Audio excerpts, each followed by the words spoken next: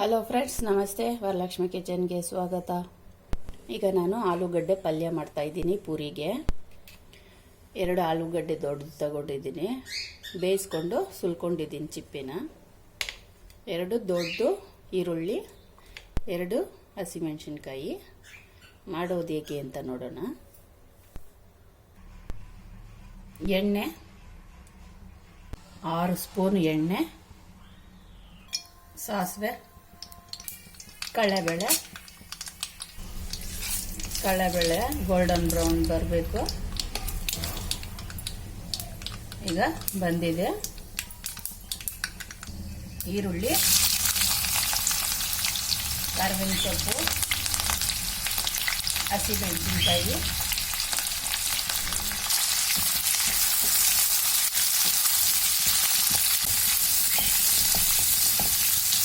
ಇದು 3/4 ಭಾಗ ಅಷ್ಟು ಬೆಂದ್ರೆ ಸಾಕು ಈರುಳ್ಳಿ.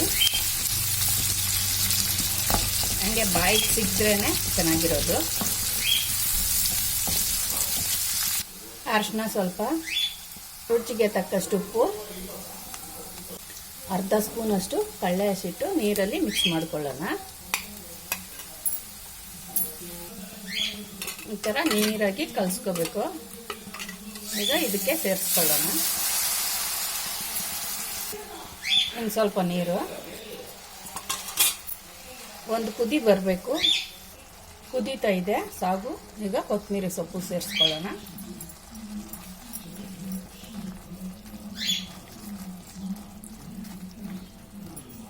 ನೋಡಿ ಎಷ್ಟು ಥಿಕ್ನೆಸ್ ಬಂದಿದೆ. ಈಗ ಆಲೂಗಡ್ಡೆ ಸೇರಿಸ್ಕೊಳ್ಳೋಣ. ಆಲೂಗಡ್ಡೆ ಚೆನ್ನಾಗಿ ಮ್ಯಾಶ್ ಮಾಡ್ಕೊಂಡಿದ್ದೀನಿ.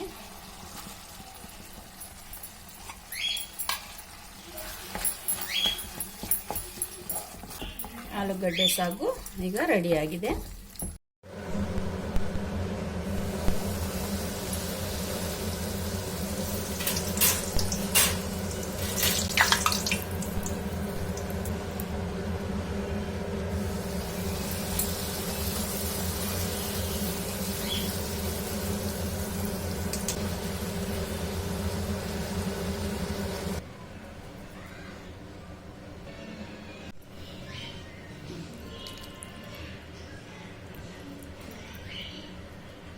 ಸಾಗು ಟೇಸ್ಟ್ ನೋಡೋಣ.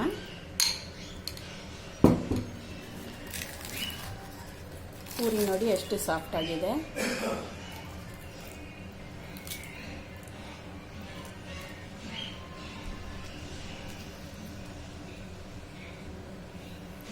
ಟೇಸ್ಟ್ ನೋಡೋಣ.